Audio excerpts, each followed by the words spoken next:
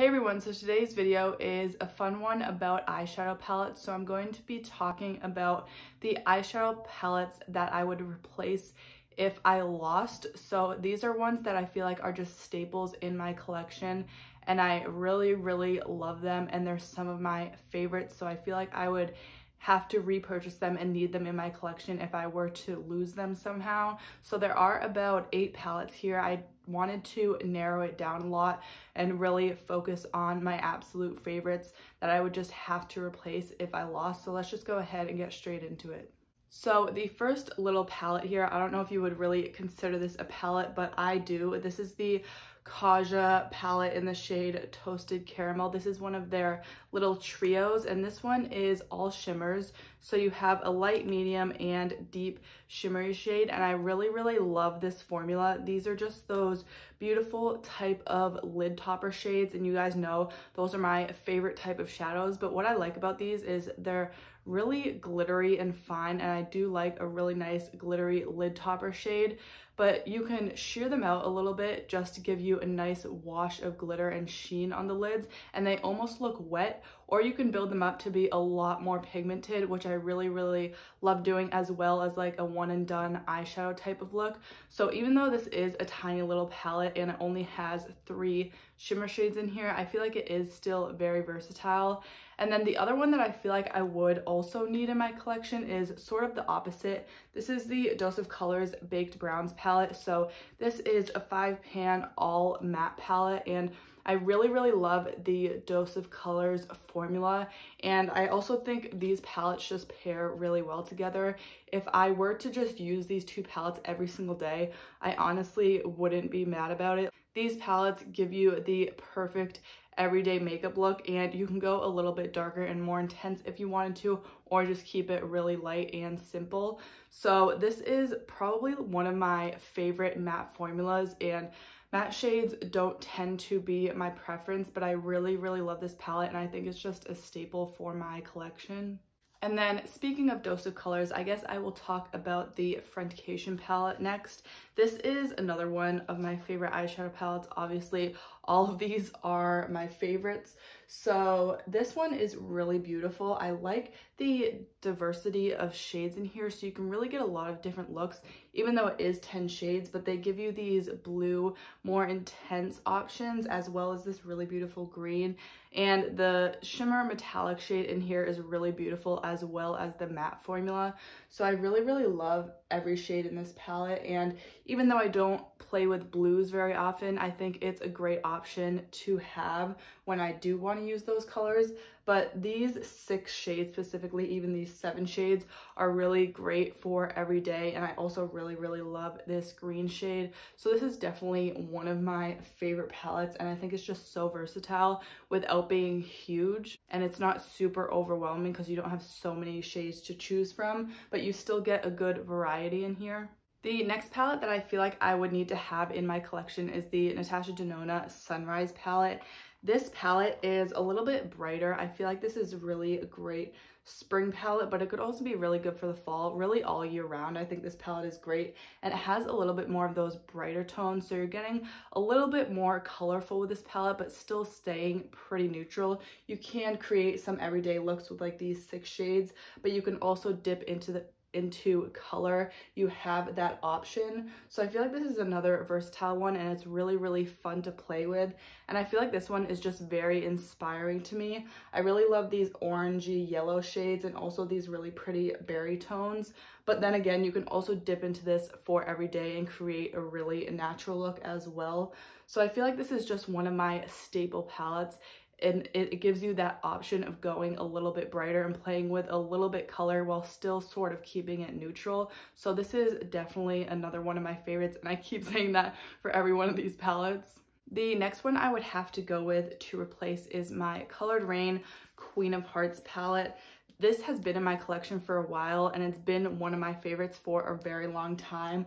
Again, this one is pretty neutral all around. You do have sort of this berry pop of color in this orange shade, which gives you, it's almost like the Natasha palette where you have sort of those more neutral pops of color, but I feel like this one is more neutral and it doesn't have as intense pops of color. This really is a great palette if you are looking to get out of your comfort zone a little bit with color, but you really love those everyday neutral shades, because you can definitely get very, very neutral everyday shades, but you also have that option of playing with color, but it's not too colorful. And these shadows are really intense and beautiful. I love the metallic formula in here. This is one of my favorite metallic formulas, and this is just a beautiful palette all around. Their mattes are also really stunning, and I feel like this shade right here, Crown, is really unique. It sort of has like a duochrome shift to it, so I feel like it's different from other palettes, but it's still a really pretty, more neutral toned palette. This is definitely one of my holy grails. Now, I couldn't do this video without talking about a couple of my ABH palettes.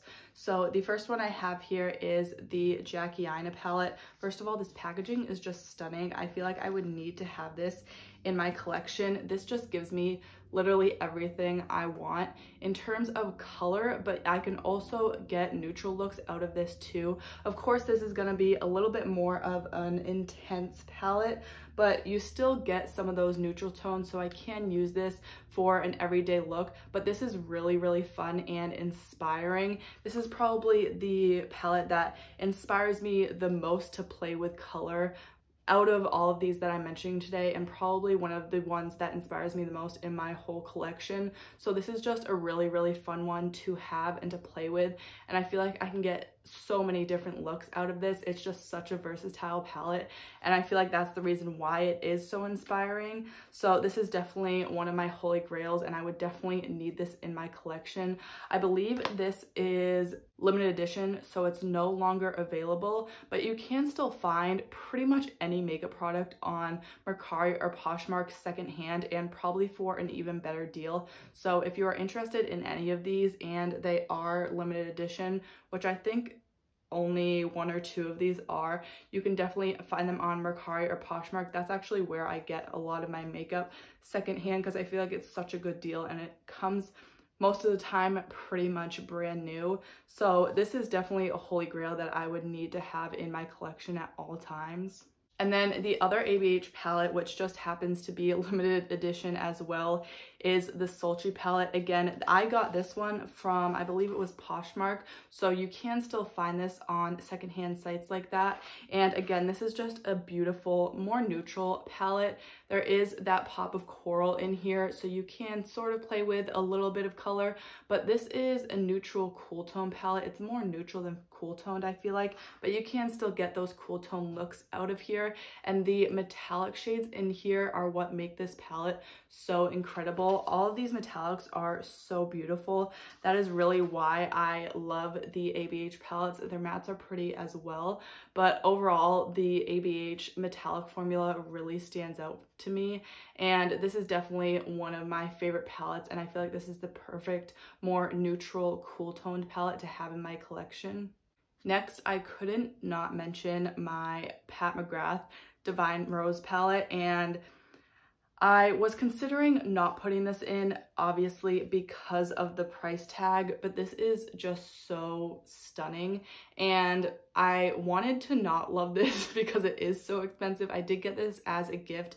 This is the newest product to my collection, and honestly, I really, really love this. I love every single shade in here, which is part of the reason why I think it is worth it. Maybe not that full $125 price tag. I would definitely purchase this on sale though, but I really, really love and will get use out of every single shade in here. So I think that definitely makes it worth it, at least for me. So I think when buying more luxury high-end products like this, it's really important to choose one that you are going to use all of the shades, because if you're buying a palette and you're not going to use one or two of the shades and it's this price point, I feel like it's just not worth it.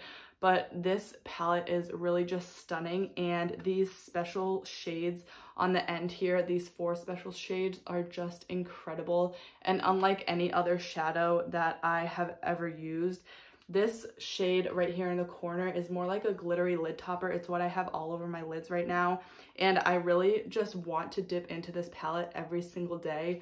So I feel like this is worth it for me just because this is a holy grail everyday palette that I can get a ton of use out of, and the formula is stunning as it should be. Also, the packaging is incredible.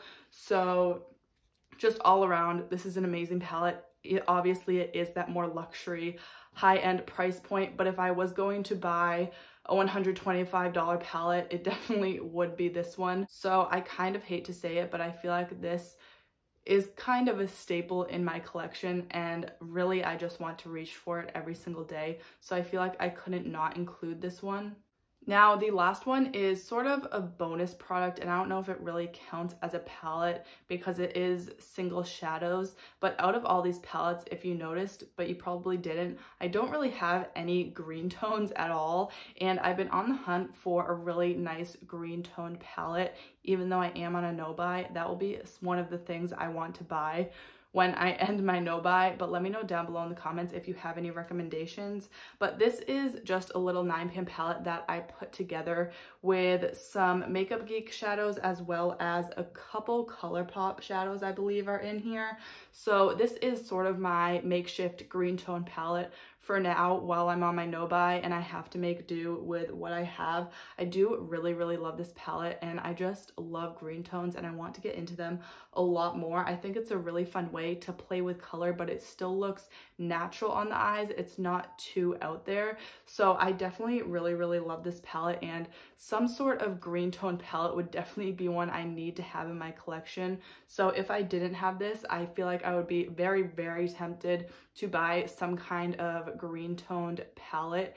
So I'm still on the hunt for like an actual green toned palette. I just sort of put this together with what I had, but some sort of green tone palette would definitely be one I would need in my collection.